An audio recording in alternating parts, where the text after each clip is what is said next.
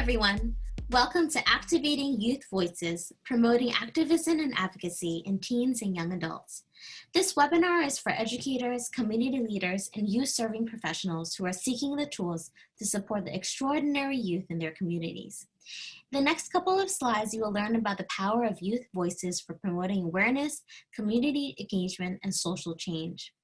We will introduce you to two initiatives that are empowering youth in North Carolina and around the world. For first, the Literacy and Community Initiative partners with community organizations to amplify the voices of historically marginalized and underserved youth through writing, advocacy, and leadership.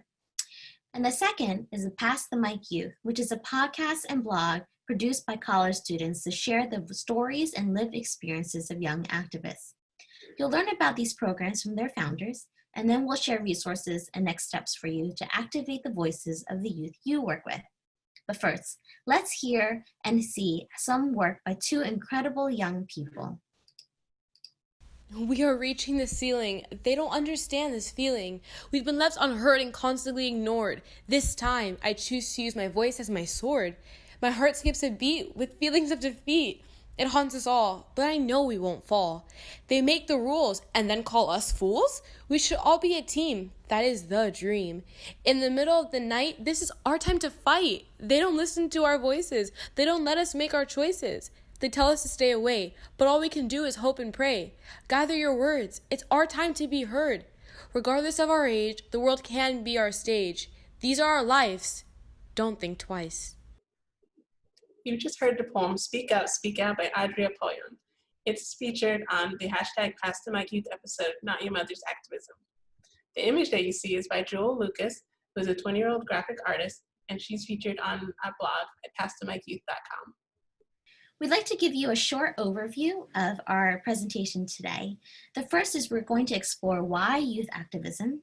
And the second is we're going to think about what does it mean to have youth activism in action. And we're going to give you two initiatives that I just spoke about before, Pass the Mic Youth and the Literacy and Community Initiative.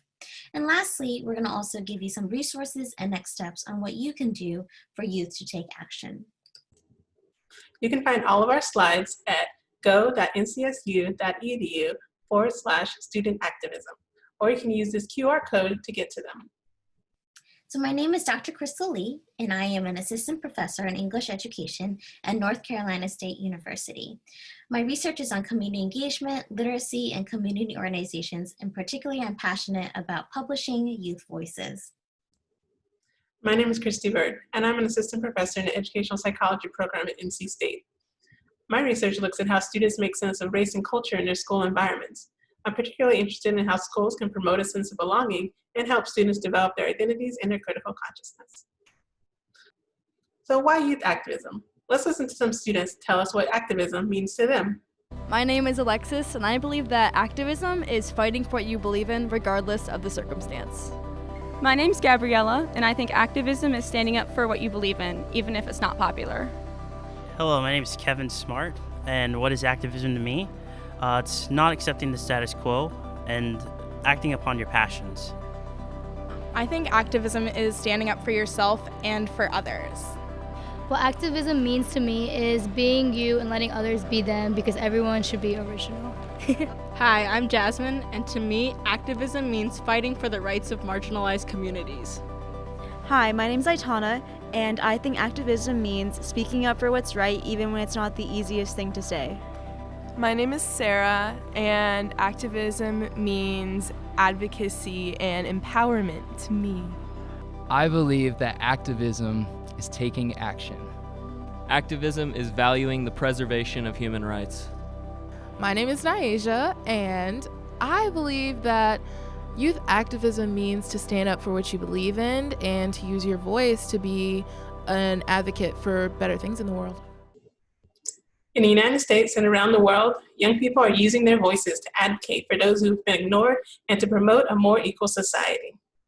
From the collective voices of youth in the Black Lives Matter movement to individuals such as Mary Copeny, who drew national and presidential attention to the water crisis in Flint, Michigan, Greta Thunberg in her global leadership of the climate movement, and Autumn Peltier, who directly addressed the United Nations to advocate for clean water access for First Nation communities. Young activists have taken the stage.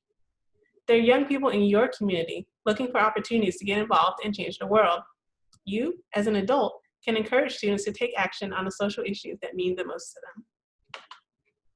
So we like to go over what is activism. When we talk about activism, we're referring to different types of advocacy and community engagement. Some might think of activism as only the biggest and boldest activities, like going to a protest, but in reality, youth can strive for social change in many ways. We define activism as social political action planned and executed for the specific benefit of positive and social change, eradication of oppression, and promotion of justice. Activism has three components: awareness, agency, and action. Awareness means that youth need to understand what issues exist in their communities. This is also called critical reflection or critical consciousness. It's one thing to know there's a problem, but another to act. Agency refers to youth's motivations to act. Youth need to understand the ways their action can be effective and need support in taking the next steps. And finally, the last component is action. Action can mean different things to different people. Hope and colleagues define 3 levels of action: low-risk activism, high-risk activism, and formal political activism. Low-risk activism is things like buying a t-shirt or a sticker or displaying a poster in your room. You could boycott a product or a company or sign a petition, maybe attend a peaceful protest or a rally. High-risk activism is a little bit more like getting into a physical confrontation at a protest or a rally. Whereas formal political activism is about getting involved in your political parties, donating money to a candidate or an organization that supports your causes, sending a letter to a politician or a media outlet, or participating in a political campaign.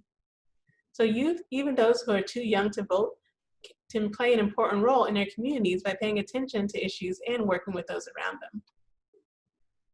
As someone who works with youth, you can cultivate their awareness, agency, and action. Our research suggests 5 key components for implementing a program that focus on youth advocacy and community engagement. They are write, revise and edit, publish, celebrate, and engage and lead. Right. Let youth express themselves, their lived realities, and their communities. You can consider varied genres such as poetry, essays, letters, podcasts, and videos. Start by asking, why write? Why share your voice? And be sure to give the students choice by considering the themes, topics, and genres that will meet their needs.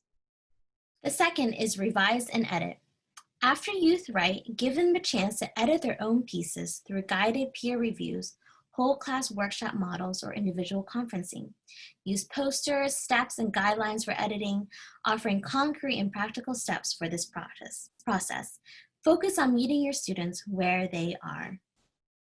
For publishing, give youth activists the opportunity to share their work online, in the classroom, or at a public event like a parent night. You can also consider self-publishing a book. These opportunities will highlight youth as advocates for their community and bring the community into your work. Celebrate. After sharing their work, make time to celebrate the youth. Share the wonderful work that they have to share with their community. Engage and lead. Finally, create opportunities for the youth who you work with to share their work with the broader world. Who do your students want to invite to hear their voices and learn from their stories? How can a community learn from these young activists? Now let me introduce you to #PassToMicYouth with a sample from some of our episodes.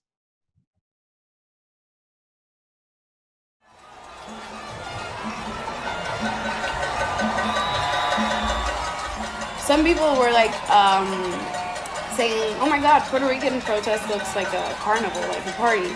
And yes, in a way, because we're very happy people, but there was like a sense of solidarity I've never seen before. Hi everyone, welcome to #PassTheMicYouth, where we work to amplify the voices of hardworking young activists around the world. I'm Nuera Nyota. I'm Mateen Maani. And I'm Luke Sheely. We strive to share stories and experiences. These are just a few of the determined young voices you'll hear on our episodes. Not all the responses I've gotten have been exactly loving or supportive. There's always going to be those people who don't like what I'm doing.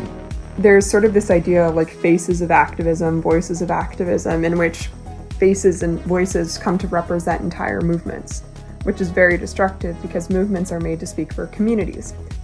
Whenever there is a decision to be made, it's a group decision. So it is directly connected to every single person's choice. Like it was all paying off in that like one event, and I was like kind of scared out of my mind, but also like super excited for what the future held. Young people have always been on the forefront of change. #PassTheMicYouth explored the challenges they've faced, the successes they've had, and what they've learned along the way. Listen everywhere you find podcasts. So #PassTheMicYouth seeks to amplify the voices of young people by sharing their lived experiences and stories of activism through a podcast and blog. Our platform aims to highlight youth-centered issues, demonstrate the necessity of youth leadership, and provide educators and youth-serving professionals with useful tools and resources for fostering youth leadership and strengthening youth-adult partnerships. Our hosts are NC State College students, Luke Sheely, Nawiri Nyota, and Mateen Maani. And the faculty directors are Dr. Maru Gonzalez and myself, Christy Byrd. Since 2019, we've produced nearly 20 episodes highlighting the variety of ways that young people have been involved in their communities, from creating t-shirts, to designing the trash can of the future, to blogging their journey to YouTube, and participating in protests in Puerto Rico and Nicaragua. Through our podcast, listeners can understand that activism is both an individual and a collective effort. It's about discovering what you are passionate about and discovering the people and resources who can help you change the world. Our latest episode focuses on a college student who wanted to work with her city council member to address issues affecting young people during the pandemic. Rebecca here reached out to her high school teacher, Mr. Taxera, for his advice. Let's listen to some clips from the episode. After speaking with other young students, Rebecca texted her old high school history teacher, Mr. Taxera. Last week I got a message from a student, and this student graduated in 2019. She was always a great student. I had her in 9th grade and then 11th and 12th grade as well. And she texted me with regards to the crisis that's going on. I literally wrote him a text message, and I was just like, hey, we haven't talked to each other in a while, but I have this idea and I need your help to try. He told me, when it came to the idea, it was pretty general. He was just like, don't make the idea too general, and do not present her a problem without a blueprinted solution. Even if you don't have a solution that you can think of right now, before you send the letter, before you even write the letter, think about things that could be set in place to better the idea. Rebecca poured her energy into sending that email, hoping that her voice and the voices of her peers would be heard. After a short time of hearing nothing, she got a response. Andrea Campbell was grateful for the email and wanted to discuss next steps over a phone call. One of the first things Rebecca did was to text Mr. Taxera. I sent him a text. I was like, in all caps. I was like, I got the response. Oh my God. I was so excited, and we talked about it, and now I'm just figuring out what the next steps are to bring to the call. Again, we're trying not just to come at Ms. Campbell with issues, but also bring along solutions and find out how it would look like on the municipal side, what the municipal's response would be to some of these issues, and how to create solid solutions for both the people and the city of Boston. Rebecca's grateful for Mr. Taxera's guidance both in and out of the classroom. I think Mr. Taxera is an amazing teacher. He is an amazing person and an all-around good mentor for anyone. And I think there are so many Mr. Taxeras out there that are teaching, that are helping students, and that are creating these beautiful spaces for ideas to take place and to form and to just have a mind of their own and create change. And I want to thank them so much. Not just Mr. T, to anyone that is like him, because I know plenty of teachers that do the work that he does beautifully. I just want to thank teachers in general. I think there are so many possibilities, that students dream of that start in a classroom and that they are really superheroes. Along with our podcast episodes, we have a blog where we feature interviews and thought pieces about social issues and youth involvement. Every blog post also includes discussion questions that educators and youth serving professionals can use with their students. This image on the left is from our recent Art Activism Challenge. We're also developing a curriculum for students aged 13 to 22, which will consist of lessons to help students build their awareness, agency, and action using experiential learning. We use the performance metaphor throughout and integrate content from our podcast and our blog into the lessons. The curriculum will be available in fall 2020 at our website, pasttomikeyouth.com.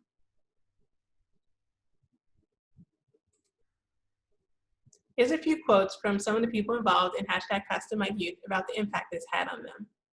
Sam Chan, our co-host last year, says, Pass to Mike Youth has validated my experiences as an activist.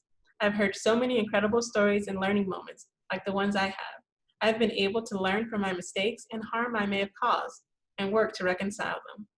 It's empowering to meet other young people who are doing important work. It can feel like you're the only one doing all this work, but that's never the case. When you lose hope, it's an important reminder. Many people are fighting for the same causes as you. Here's a quote from a teacher who's worked with us. My students recognize that they are change makers. They are inspired by the reactions of others that often reinforce how relevant, timely, and important such perspectives are in addressing what is often perceived as intractable.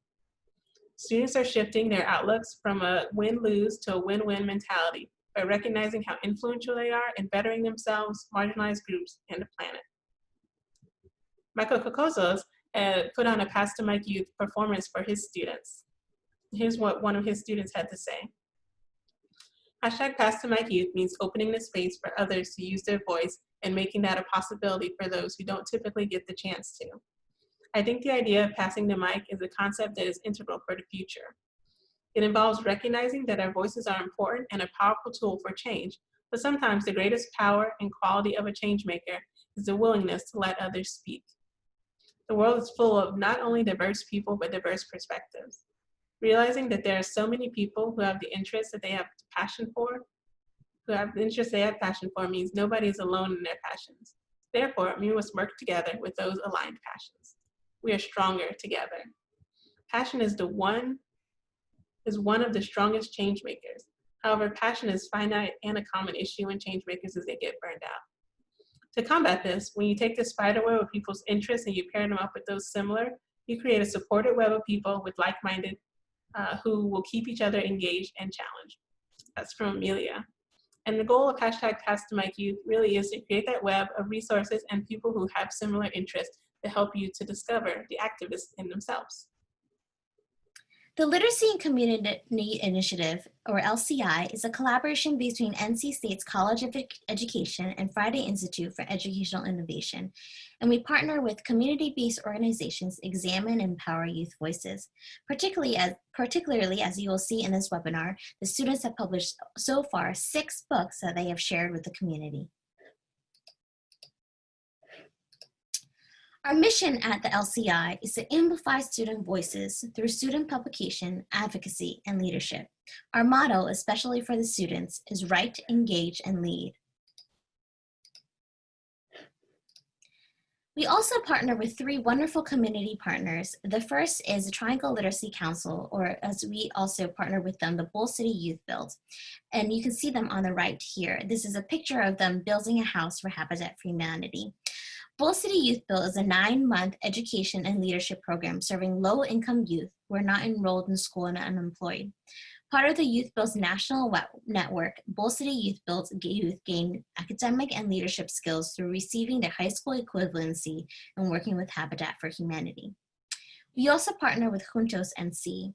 Juntos NC works to unite community partners and families to help Latinx students achieve high school graduation and attend higher education. The picture here in the middle is them reading their stories at Quail Ridge Bookstore. And the third, as you see on the right, is Corral Riding Academy.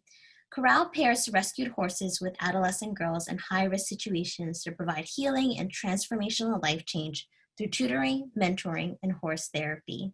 As you can see on the picture on the left, they are here showing one of their farm days and what they have learned with the horses and through their education. We'd like to just play a short video to show you what the Literacy and Community Initiative is all about.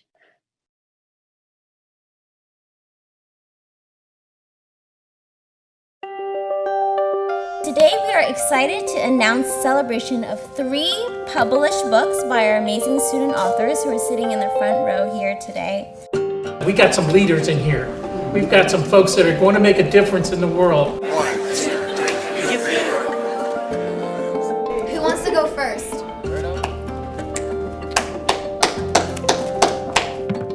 Where I am from a broken home and a busy parent, where hands are busy through the day and tired, but keep going. My mom was single. She had to work hard to take care of me, put food on the table so I can eat. Where I'm from, it's called Bull City. After I finished reading the poem, I felt good.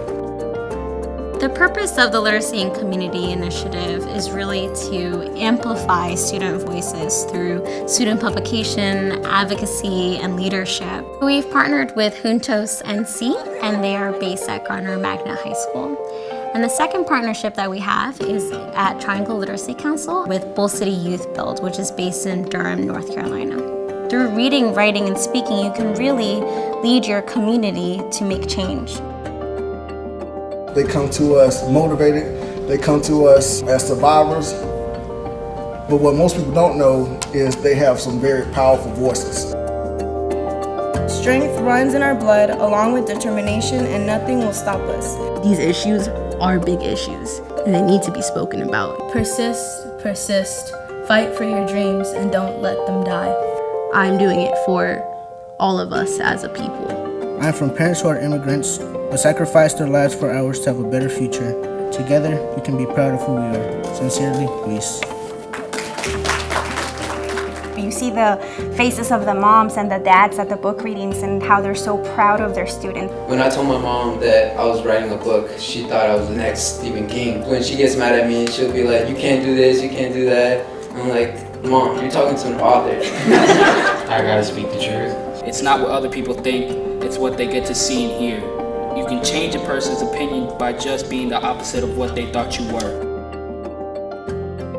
Watching them write poetry and express some of the hardships that they've had has been really amazing. They're not dreamers, they're doers. It taught me to do better in life. You can always do something with your life, be a better person. Self-love is the best love. Now every morning I look in the mirror, and before I go to sleep, I tell myself, I am beautiful, I am strong.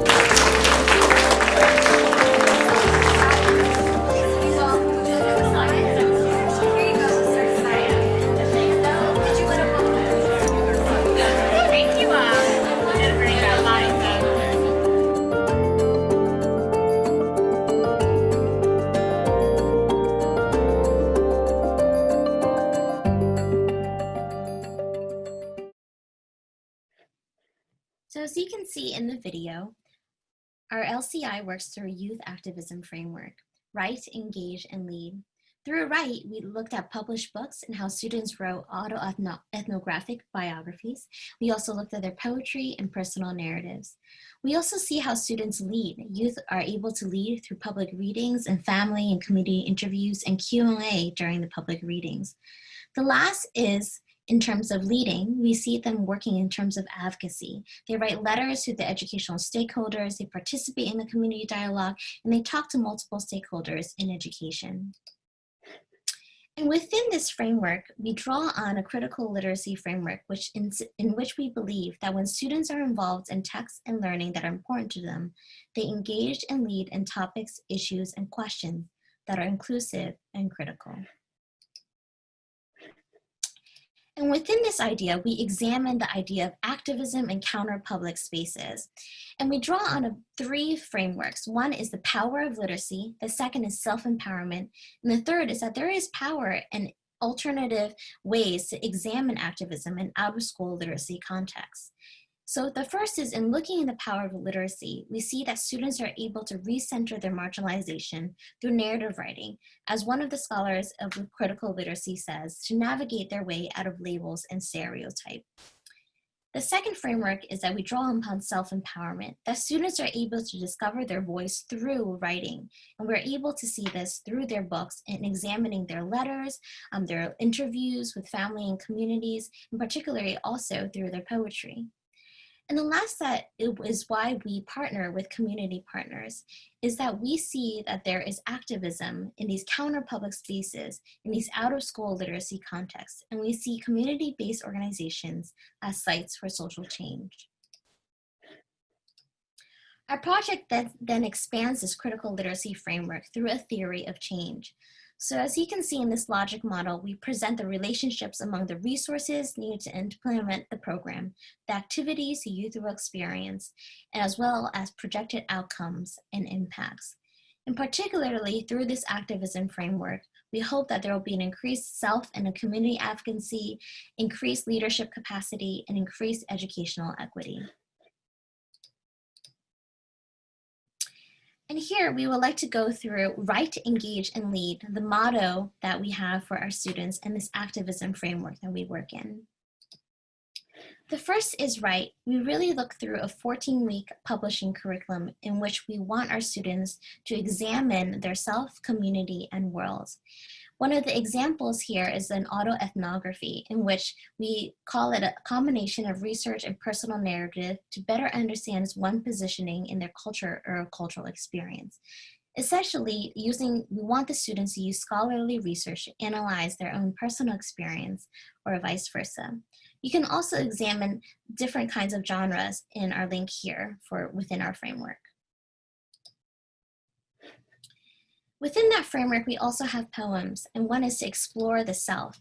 And here, I'd like to read you a poem by Leah. She wrote this poem that she wrote to her child, who she had at a young age. In this poem, she reflects on herself and the hopes of herself and her child, Ciara. The poem goes like this. My child. Hey, my child, don't let anybody tell you that you can't and won't do or be something, because you can and you will. And you shall be whatever you want to be, and you shall succeed. My child, you are smart, intelligent, wise, clever, bright, able, sharp, useful, not just a pretty face. You will do all the things you put your mind to. My child, you can be a doctor, lawyer, judge, teacher, lab tech, policewoman. You will be whatever you want to be, whatever your life's desire. Ciara, you will not be like me. You will be better than me. You will do better than me. You will not let anybody pull you down and tell you that you can't and won't. You will not give up in life. You will keep pushing until there's no more fight in you. You will be successful by any means necessary. Love, Mom. So we see that there are so many beautiful poems that our youth have written in the sense that they're examining their self, but also thinking about the hopes and future for themselves and also for their families and communities. For example, we also share a poem by Aldo, who wrote Boxed In, as you can see on the left.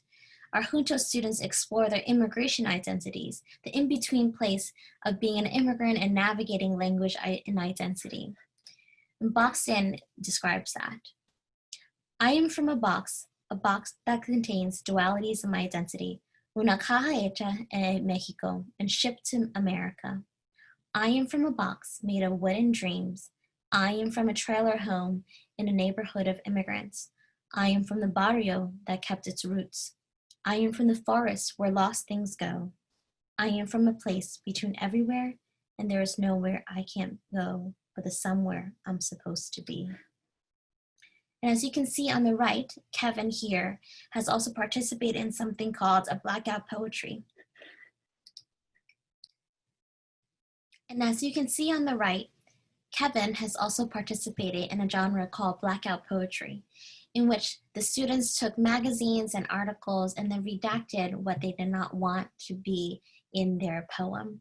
And here they were able to form some of the ways in which they were able to see how immigration is is seen within their eyes. He writes, immigration in the 21st century. Immigration is broken in the 21st century, North Carolina. The last step is engage. Our students also engage with the public. As you can see in their 6 published books here available on Amazon and available for the community, and the proceeds go back to their writing projects. Some of them are also bilingual, particularly The Roots of Our People, From One World to Another, Juntos, and The Voices of Our People, Nuestras Verdades, so that the Juntos students can share it within their bilingual community. We also see that youth engage with the community in LCI by reading their narratives in locations around the community, such as churches, community centers, university libraries, graduations, and many more. The words have not only informed the community of their own experiences, but they have advocated for youth like them. Riza, one of our student authors, reflected on this engagement with the community. As you can see here, she is with superintendents who listened to their stories and listened to what are the needs of immigrant students. She wrote, and it's just this whole experience, writing the book and then going to readings, made me realize that my issues are worth talking about, because it's not just my issue. It can be an issue for more people, and as long as I can vocalize it, then other people can vocalize it too. The last step that we see with our students is lead. In engaging their community members, youth can lead them. We love this picture here because Dean Danowitz, right here in the middle, is the Dean of the College of Education of North Carolina State University. She's taking a video of our students answering the questions from the audience during a reading. We see here in this photo that our authors, our student authors, have flipped the narrative of who gets to be a leader. We want our students to know that they too can be leaders in their community, and stakeholders such as deans, teachers, policymakers, friends, and families can learn from them just as they are in this picture. We also have gathered some audience testimonials who have come to the readings of the students to examine what does it mean for the audience and the community members to hear the activism of students. Some of them here are said on this slide. I learned that high school students can be serious writers and reflect on their experience in a very meaningful way. I plan to read the book and share it. This reading made me feel proud to be a Latino and to hear that there are students expressing their feelings and thoughts for society to hear. I thought it was amazing. I honestly was not expecting the high quality poems and writings from students like me. I loved all the languages that showed imagery in my head. Their voices were also matching with their writings. I appreciate their vulnerableness tonight for sharing their experience. And lastly, I think literacy is truly key to creating and retaining true equality in communities.